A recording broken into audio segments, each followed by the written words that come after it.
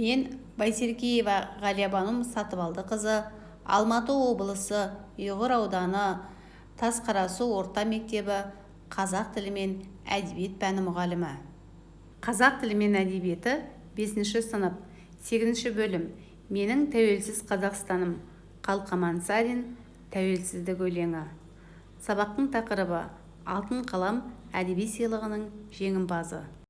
Сабақтың мақсаты лексикалық мағынасы жағынан заттың түрін, түсін, сапасын білдіретін сын есімдерді ажырата білу, жазба, ауызша жұмыстарды қолдану.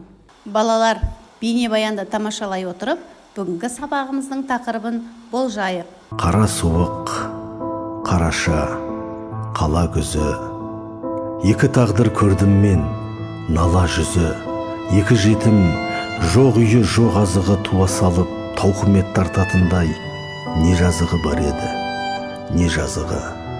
Соны ойладым. Қалтырап күз қойнында көп ойладым, оранып мұздай мұңға. Құшақтасып жатты олар, ешкімнің де хақысы жоқ дегендей бізді айыруға. Ағасының білегін жастанып ап, жатты інісі, жанарын жасқа бұлап. Қос мұңлықты елейдің ешбір жан жоқ, дала қала қалғандай бос қаңырап.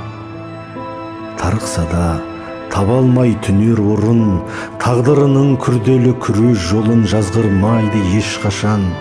Тас жастықта жатса дағы жұп-жұмсақ жүрек оның. Ал біздіңше қайтеміз босқа илағып, кейде күпір қыламыз жастай налып.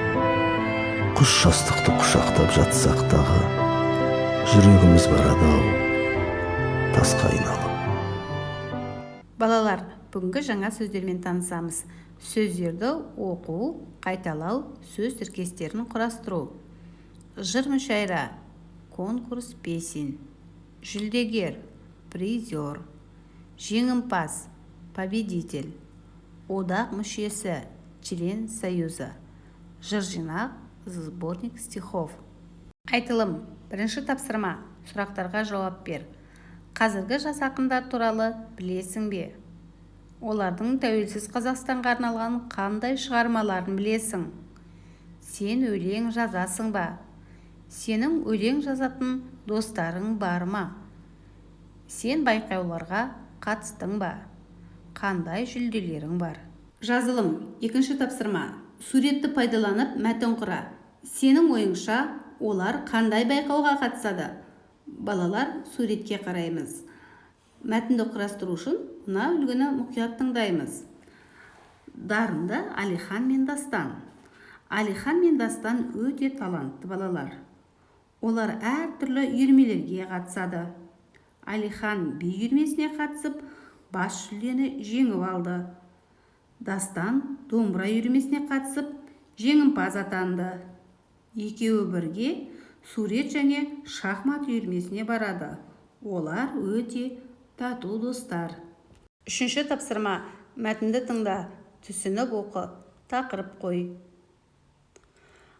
Сарин Қалқаман Айымғазыұлы 1978 жылдың 2 қаңтарында қазіргі Шығыс Қазақстан облысы Абай ауданы Арқат ауылында дүниеге келген. 1994 жылы орта мектепті, 1998 жылы Лев Николаевич Гумилев атындағы Еуразия ұлттық университетінің тарих факультетін бітірген. Еңбек жолын мұғалім болудан бастаған. 1998 жылдан 2008 жылға дейін Қазақ ұлттық музыка академиясында оқытушы болып қызмет атқарған. Қалқаман Сарин халықаралық республикалық жыр мүшайралардың жүлдегері, халықаралық шабыт фестивалінің лауреаты, Алтын қалам әдеби сыйлығының жеңімпазы, Дарын мемлекеттік жастар сыйлығының лауреаты. Ол Қазақстан Республикасы Жазушылар одағының мүшесі, Арманымның бейнесі атты жыр жинағының авторы. Жібек сезім, жүрек сөзім деп аталатын үнтаспасын шығарған. Ел ішінде кеңінен танылған Қызыма, Күзгі бақ, Жібек сезім және тағы басқа әндердің мәтінін жазған. Жазылым. 4-ші тапсырма. Мәтінді пайдаланып сөздерден сөйлем құрап жаз. Қазіргі Шығыс Қазақстан облысы Абай ауданы Арқат ауылында дүниеге келген. Еңбек жолын мұғалім болудан бастаған. Қалқаман Зарин халықаралық шабыт фестивалінің лауреаты. Алтын қалам әдеби сыйлығының жеңімпазы. Ол Қазақстан Республикасы Жазушылар одағының мүшесі.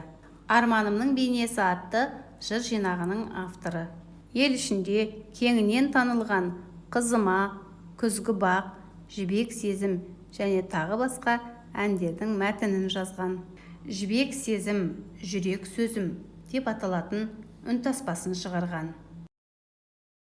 Ал балалар, сабағымызды аяқтай келе кері байланыс жібереміз. Көңілсіз, қызықсыз болды. Сұрақтарым бар. Сабақта берілген тапсырмаларды орындадым. Көңілді, қызықты болды. Тақырыпты түсіндім. Жаңа мағлұматтар бердім. Сабағымыз аяқталды. Сау болыңдар балалар.